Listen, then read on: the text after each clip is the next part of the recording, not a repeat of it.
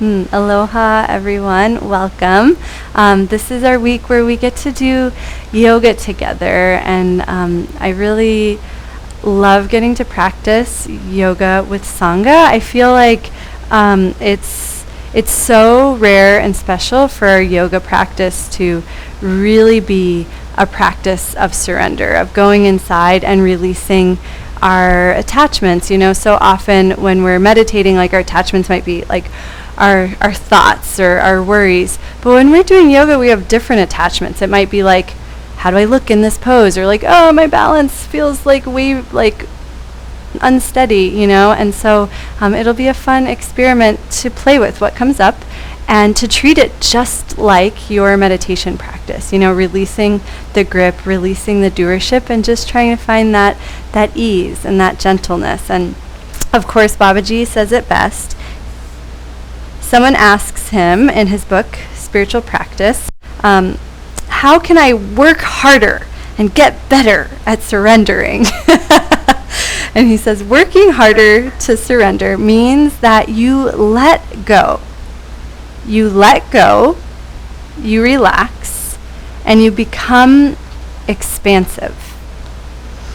And so today, as we do our yoga practice and we meditate, our practice will be to let go, to relax, and to become expansive. So with that, please join me in standing. And all of these things can also be done from a chair if that is more accessible and more comfortable for you. If you're sitting on a cushion, you can place it off to the side. And if you are standing, you can place one of your blocks ahead of you for later in the sequence. And take a moment, arriving, and notice even here, notice in standing if anything's gripping or feeling tense. Aloha Gita, welcome. And see if you can follow Babaji's sage words to let go, relax, and become expansive.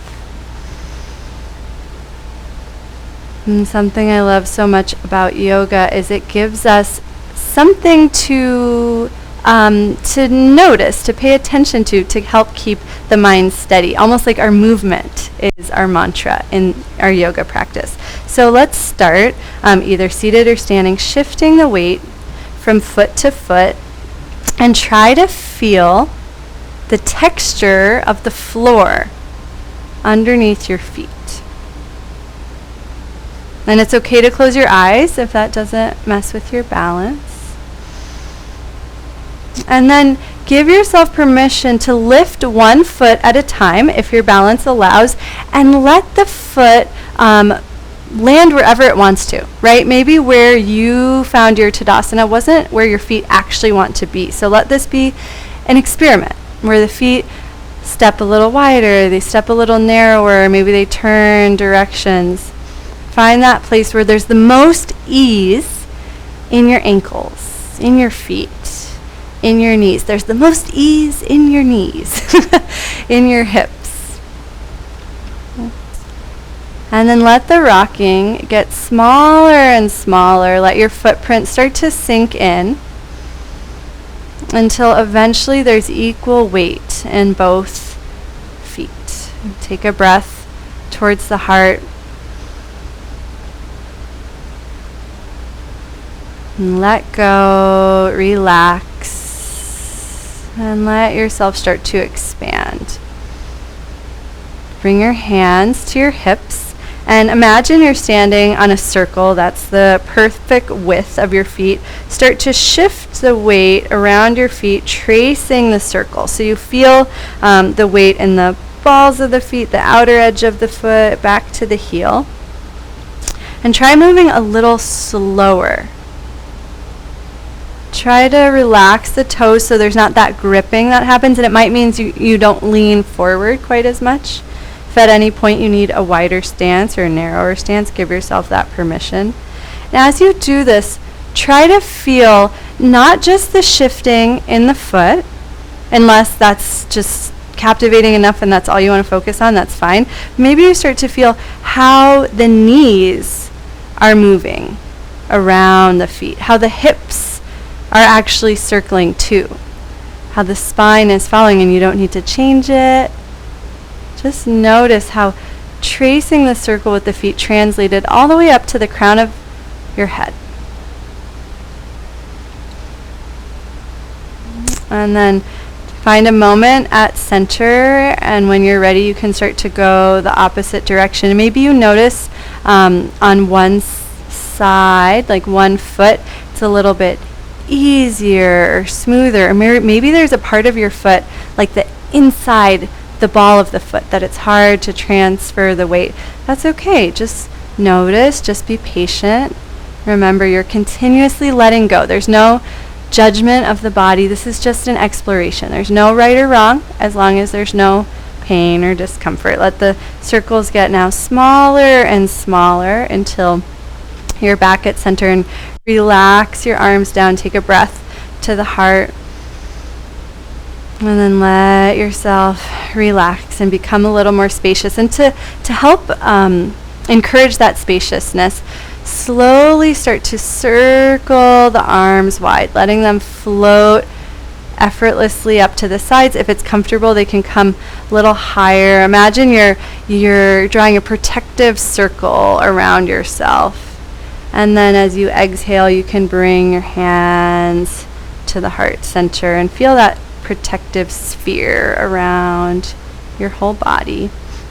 I'm going to turn to the side so you can see this next thing. This is one of my favorite ways to find a perfect Tadasana with a lot of core support. Bring your hands to your hips and do a little tiny forward fold, so just a pelvic tilt, right? So the spine is neutral, the pelvis is neutral, but the hips are slightly flexed. And from here, start to rock the pelvis back, so it's kind of like tucking the tailbone, but you're not using your glutes.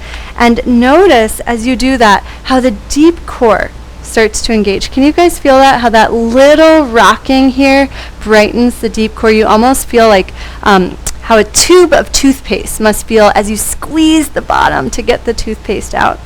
And then let's experiment. Once you find that little bit of brightness, slowly drop the tailbone, come up to standing, and notice if you feel a little more active, but of course in a surrendered way. Do you guys feel that?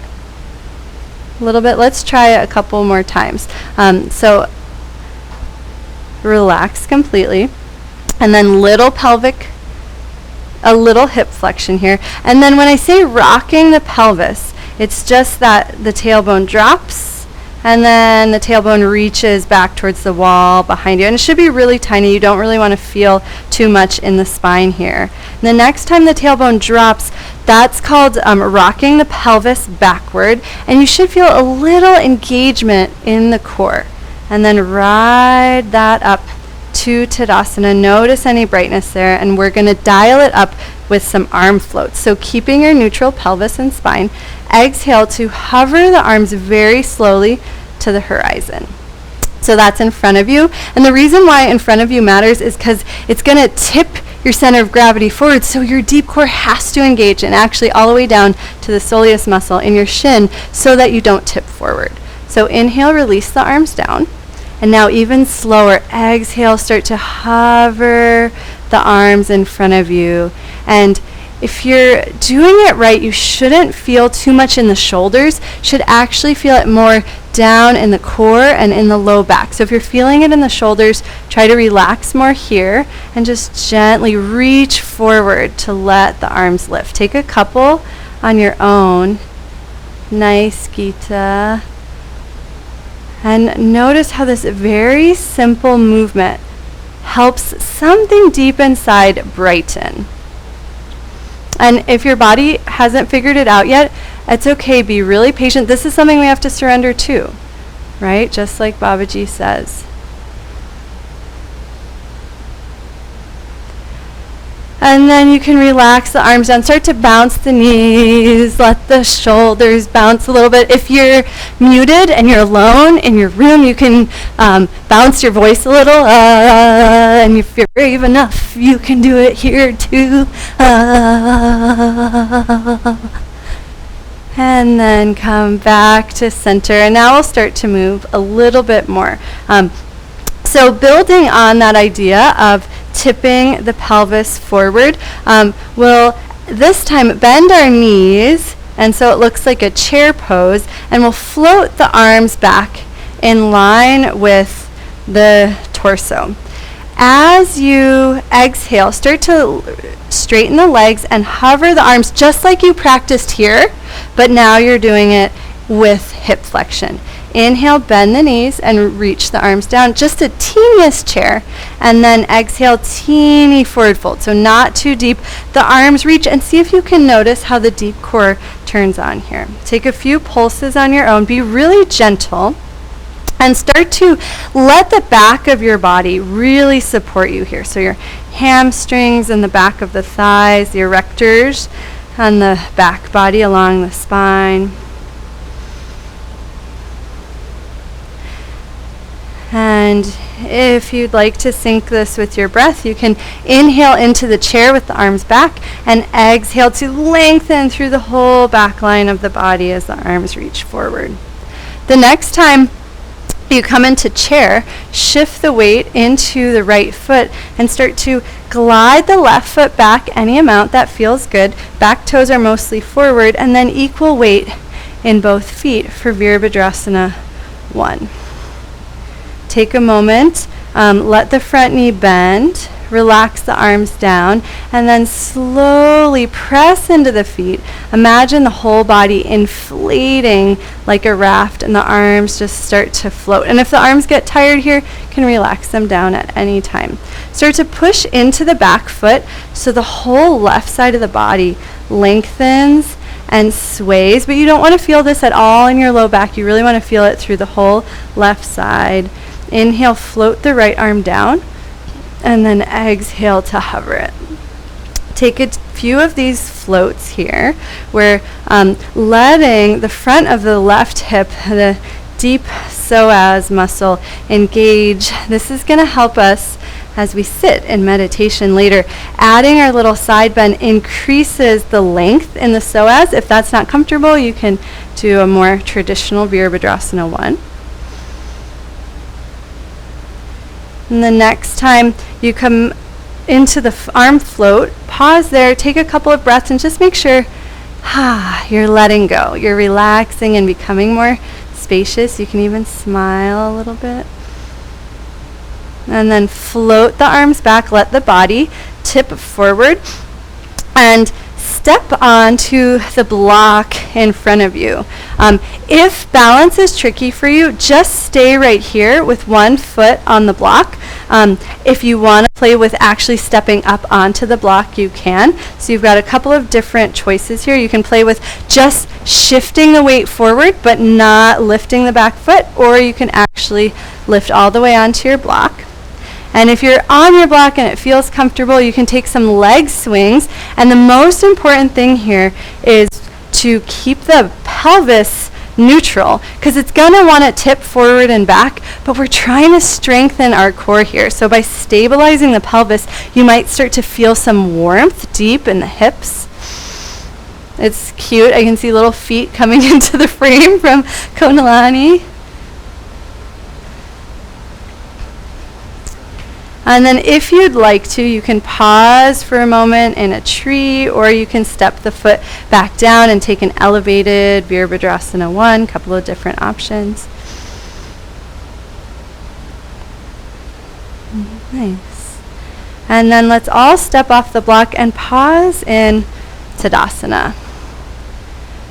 If it's comfortable, close the eyes and let your awareness drop down into the heart.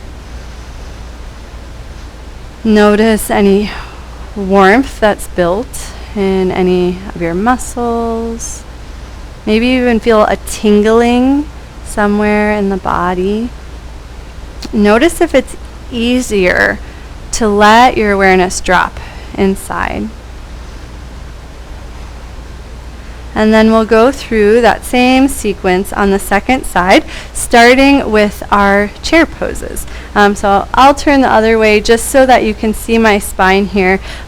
Little bend of the knees, reach the hips back, and this is really important because you don't want to feel any pressure in your knees. Most of your weight should be in your heels, but keep your big toes anchored. float your arms back in line with your torso. And then as you exhale, slowly start to straighten the legs and reach the arms forward simultaneously without arching the low back. Inhale, bend knees, float arms back. And then take a few on your own, nice and slow. And try to feel what this is doing for the musculature on the back of the body. Ideally, you're not feeling it in one place, like it's not like, oh, I feel this right in my low back, but rather really evenly, like the whole back line is lengthening and supporting you. I like to think of my torso kind of like a drawbridge lowering from a beautiful castle where there's that big, strong chain slowly lowering it down, except you're the drawbridge and the chain. The next time you come into the fold, pause there, take a couple of breaths. Notice if you feel a gripping, bend the knees just a little bit, sway the hips, and see if you can let go. You can find a little more ease. You can even imagine like the arms are swimming. You let go, you relax, and you expand. And this time, let's bend the knees a little bit more, hands on thighs. Option to stay right here. Option to drape the body over the thighs, letting the hands slide down any amount that feels right for you. You can hold still, or if you like those little sways, you can continue them and just take a couple of breaths. If it's okay for your balance, the head can lengthen down. Just make sure the front and back of the throat feel nice and long. And then come up your favorite way. If it's comfortable for you, I love to drop my sits bones, press my hips forward to slowly roll up, but you can reverse swan dive up or whatever feels best for you. And then we'll prepare for our Virabhadrasana 1. And so from the chair pose with the arms floating back, shift the weight into the left foot this time and glide the right foot back. Equal weight into both feet. Slowly, like we did before, slowly drop the tailbone so the deep core engages and then roll up to that neutral. So we did it before here. See if you can find that same action here if it helped you before. And then float the arms. Make sure the shoulders feel spacious. If they don't, hands can be on the hips. Fingertips can be to the shoulders, or you can make a big wide bowl. Take a breath in Virabhadrasana 1. And then start to drop the left arm this time. Press the outer edge of the right foot down so the whole right side body lengthens. It should be nice and smooth and even. That looks really nice. Exhale, float the left arm. And then if you liked that, you can take a few of those on your own and notice how the floating of the arm interacts with the whole right side of the body. See if the arm float can help you lengthen through the spine the same time that the whole right side of the body all the way down the right leg lengthens. If you want to stay in it for a moment, you can, and breathe. And again, equal weight in both feet is great here. And then press into the feet to slowly rise up back to center. Release the arms down, and now the right foot steps onto the block. And so here are our options. Just the right knee can bend, and you can shift the weight forward and back, almost like practicing stepping up on a stair. If the foot feels comfortable and you want to play with shifting the weight, you can, and just make sure there's weight in your heel as you shift so that the knee doesn't take a lot of pressure. You can step up and down and just let the leg swing and then step it back. Or if your balance feels steady, you can take a few leg swings here. Or maybe your imagination wants to take you somewhere else. Anything is fair game as long as it feels good in your body. And just notice what your pelvis is doing. Try to keep it steady. Try to keep the spine tall. Let the arms swing. You can imagine kicking a soccer ball.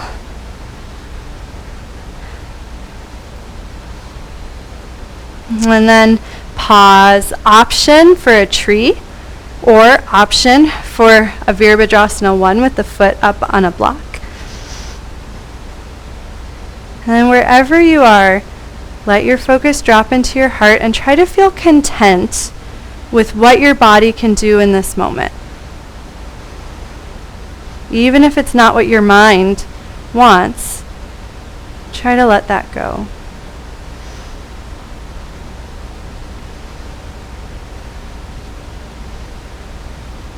And then step both feet off the block and pause in Tadasana. Close the eyes if that feels safe. And again, just let the focus drop down into the heart. And notice the feeling of the soles of the feet on the ground. We started this whole sequence circling weight in the feet. Notice if it's easier now to have awareness all the way down to your roots. Start to feel your breath and imagine the breath could travel all the way down to the soles of the feet and all the way out to the edges of your room.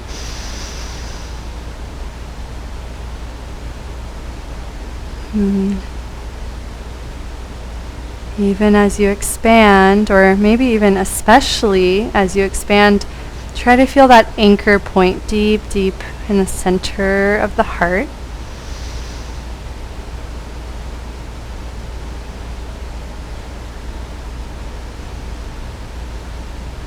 And so we're going to start to make our way to the floor. And that might be challenging for you, so you can come down to the floor any way you want. If it is inviting, you're welcome to play with a shifting malasana. That's just shifting weight from side to side as you start to squat. That's not for everyone. Other options might include doing a forward fold. You could use your blocks for that, and you can lower one knee at a time. If there's another way you like to come down to the floor, you're welcome to do that. All that matters is that we meet down in a kneeling position. And we're going to do a restorative pose. That's why the blocks and the blankets are important. So you're going to make your own bolster. Maybe you are fancy and you have a bolster. I should have offered that you can use a real bolster if you have one. But let me show you what it's for, and then you might even want extra blankets or extra pillows, and that's great. Treat yourself. I promise it's worth it to walk over, get the things as you need them. So I will be teaching you through this position, but you're basically going to lay not you. Don't do this because I feel like it's going to be right on your ribs. I can give you something different. You're going to lay sideways on your bolster. And so if this is a really deep position for your hips, you might need to stack your blocks higher and put a pillow over them first so that you're at a higher angle. And then you just want to make sure your neck doesn't look like this, right? You want there to be enough support that your neck is in line with your spine.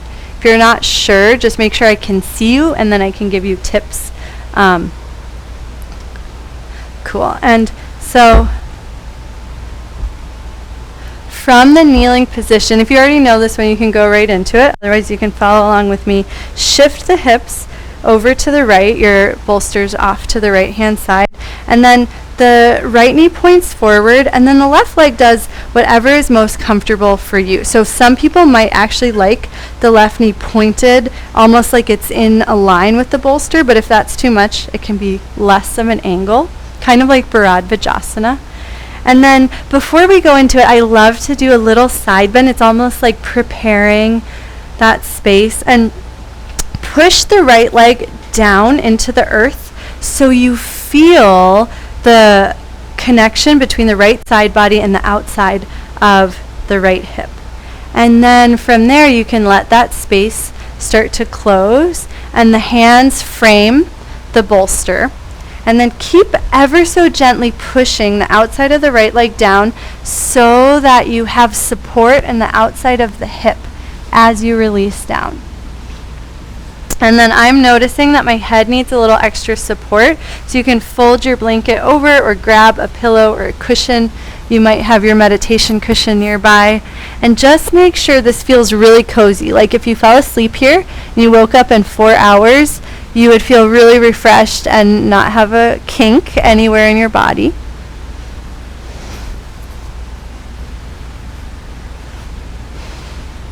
And if there's one side that feels good, and then I'll think of what to do on the other side.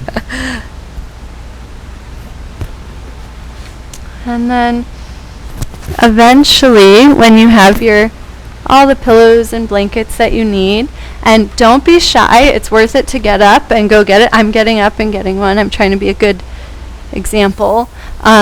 Because when you find the sweet spot, your body really can release. Surrender becomes a little easier, maybe even really easy. And so let this be an example of how taking the time to care for yourself really does pay off.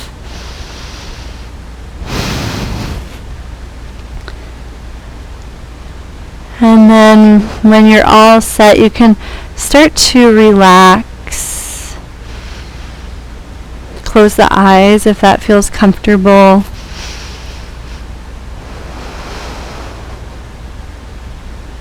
Let your awareness drop down into your heart.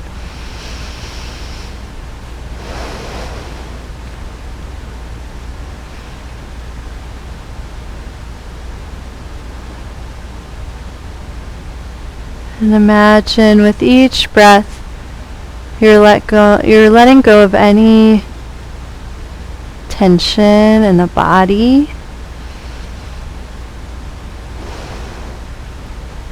Any weight in the mind.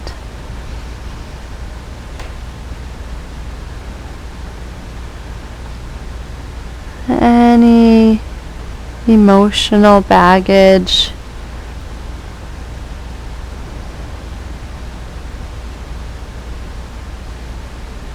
And start to feel how the more you relax, the more you can expand.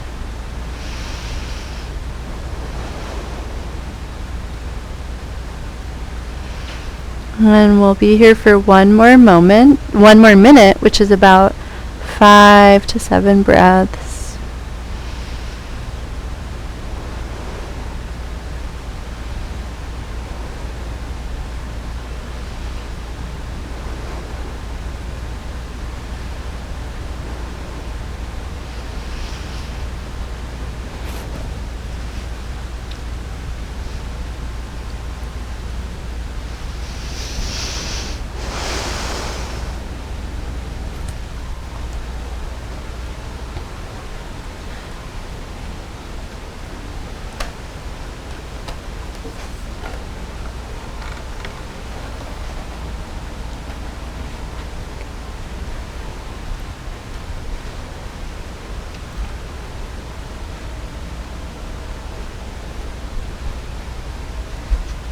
Mm-hmm.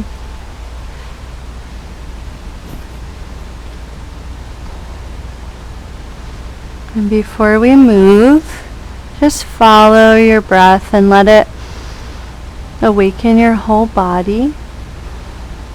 And then gently paw your hands in a little closer to you and push down.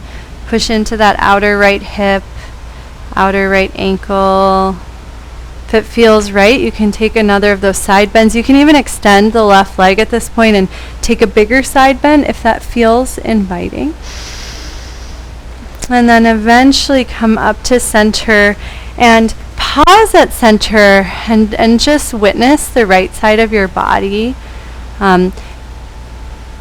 There's a lot that happens in the outside of that right hip and tight muscles, especially in runners, Marcella, so I don't know how your IT band feels after that. Hopefully spacious. And then eventually you can move your whole setup to the other side. So take your time moving everything over, and then Fox, you're going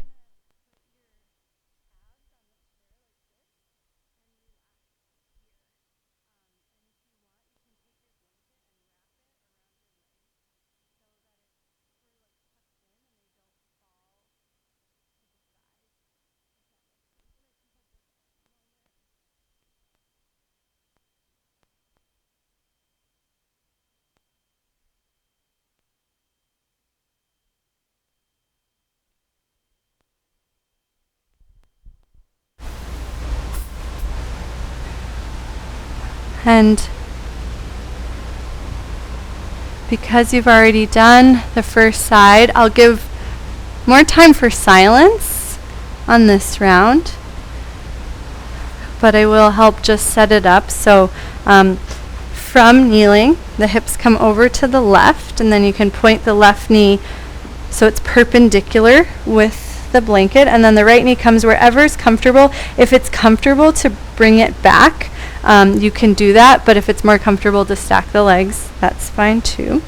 And then before you go anywhere, take a little bit of a side bend and push the left leg down now, so you can feel that connection through the left leg and the left side body, and then release onto your props, bringing the left ear to your makeshift bolster. And then every time I do this, I do have to create more support underneath my head, so it's kind of like a ramp where the hip's the lowest point and the head's the highest. And then you can wiggle around a little bit, almost like you're snuggling into bed, getting really cozy. And the arms can do whatever is most comfortable. I actually really like to hug my bolster, wrapping around the place that's over my head. And then eventually you settle in, you soften, relax, let go, and expand.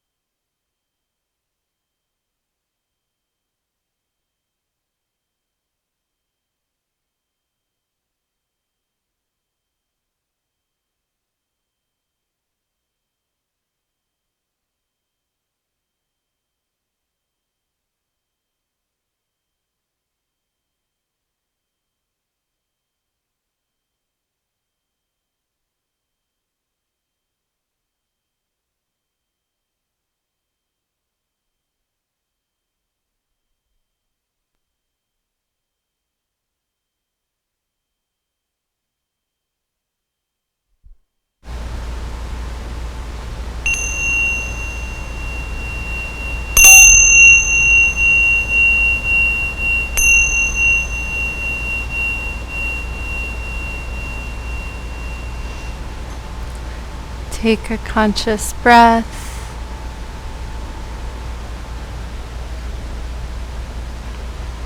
Eventually start to push down into the arms, slowly reverse melting. And you can take a little side bend or extend the right leg. And it'll give you extra space if you'd like a bigger side bend, or if there's a different counter pose. Sometimes a little twist here can be friendly.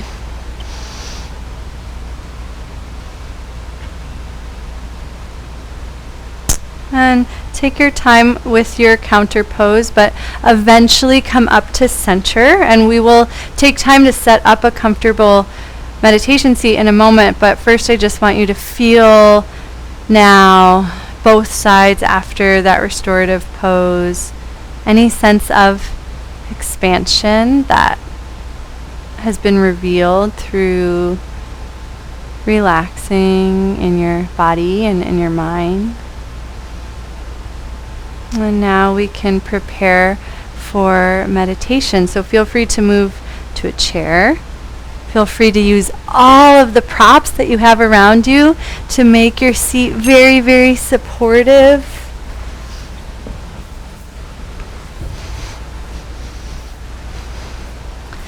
And truly, just like we set up our restorative pose, take the time.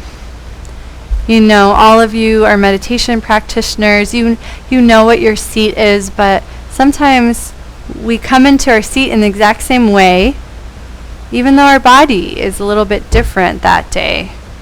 And so if you notice something feels a little tight, something needs a little extra support, use one of your many blankets that are near you, perhaps.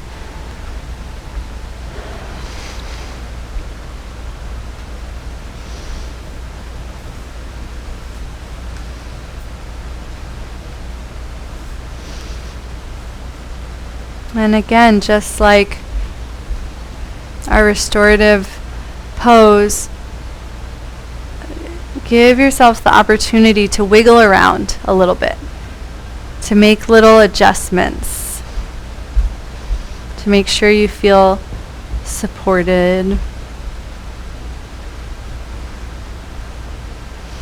And couple of options here that you do not have to do at this point, but if these things helped you during asana, I just want to show you how you can use them to have an optimal seat. So the one thing we did was we played with tipping forward and then scooping the pelvis under to wake up the deep core. And so you can literally do that here and then keep the deep core on as you come upright. And I find this really helps my pelvis and spine have a lot of support in my meditation seat. The other thing we did that you can play with is that slow exhale to hover the arms, just to brighten through the deep core. And of course, in our meditation seat, we don't want to have any sense of gripping or exerting. So if it feels like a lot of work to maintain that brightness, it's okay to dial it back. You know, it's okay to release it, but that personally helps me make sure I have a supported seat going in. And then, though it's a short quote, I'll read it again. Babaji says, "Working harder to surrender means that you let go. You let go, you relax, and you become expansive." And so now, in our meditation seats, see if you can first let go of the body. Hopefully you're as comfortable as possible, and just like in a restorative yoga pose, once you start to relax, it's almost like the edges of the body can blur. You're not so bound by physical tensions.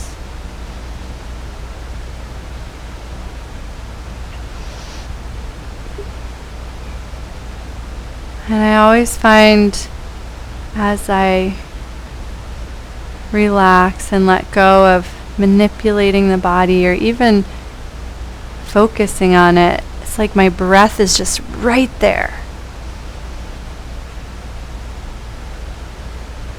Notice if it's really easy to feel and observe and follow the breath.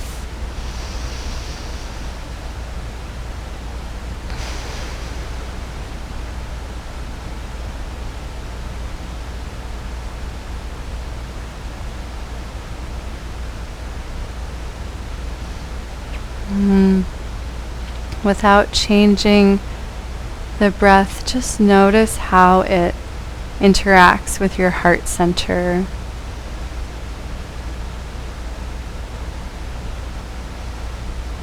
And then see if you can relax the breath, letting it be fully natural, of course, but not controlling it or taking it or deepening it.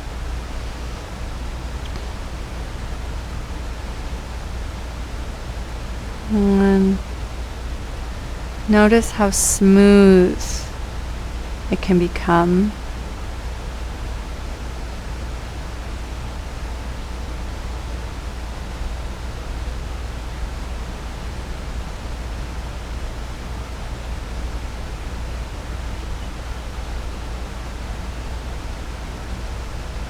And then start to let go ever so gently of the breath, knowing will continue perfectly just as your body continues to sit upright. And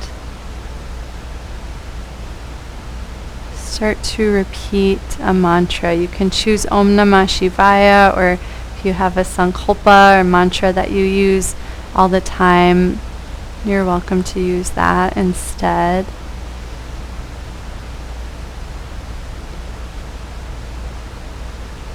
And of course, you're still aware of the breath and the mantra, and the breath can interlink, but you no longer have the focus on the breath. You can dive into this even deeper, subtler experience of the mantra.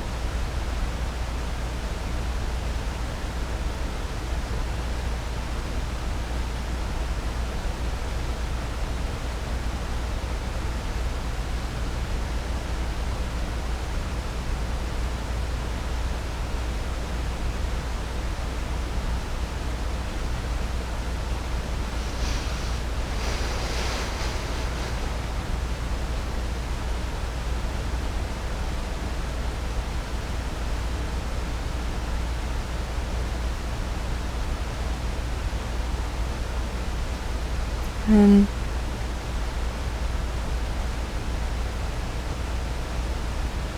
the nature of this work is that it can unearth things inside. It might be a mental pattern or a deeper energetic feeling, and that's okay.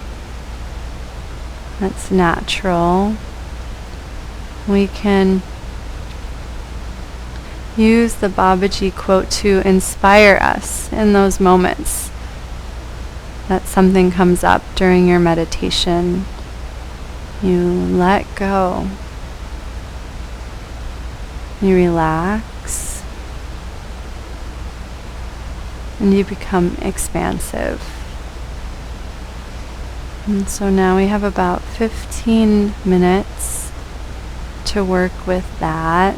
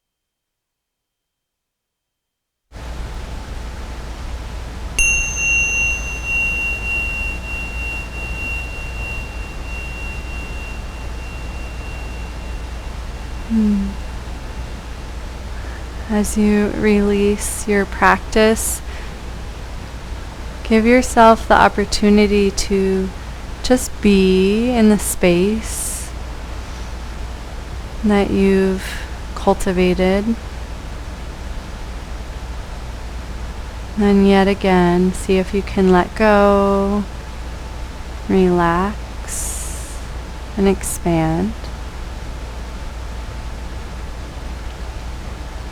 And then bring hands to heart center. We'll close our time together in generating some gratitude and offering it up, especially to Babaji, but of course to any other divine teachers and guides. And so notice if the pump is already primed and there's a welling up of gratitude inside, and if that's the case, and just breathe into it and let it expand and grow.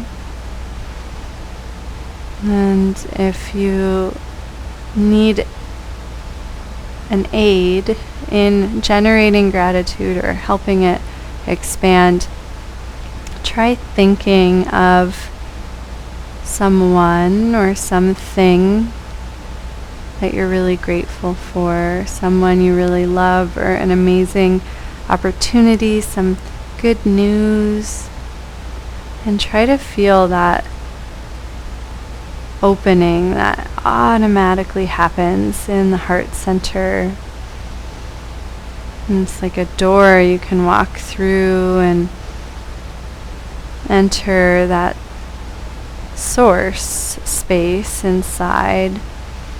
And just breathe into that space and let whatever you're feeling expand, becoming more and more spacious and flowing, and eventually overflowing from the heart.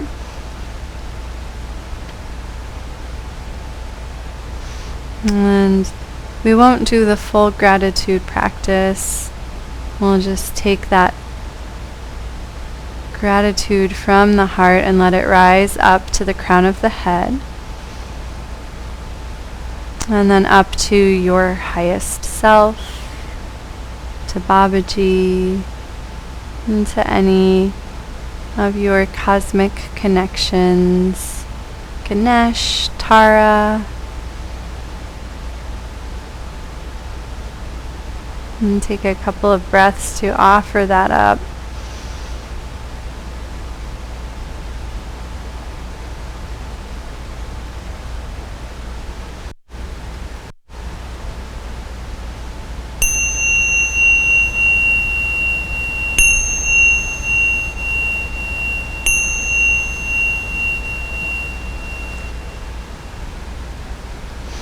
Thank you so much for practicing. It's great to see each of you. Looking forward to seeing many of you out here in Kona in the coming months. Have a great rest of your evening and see you soon.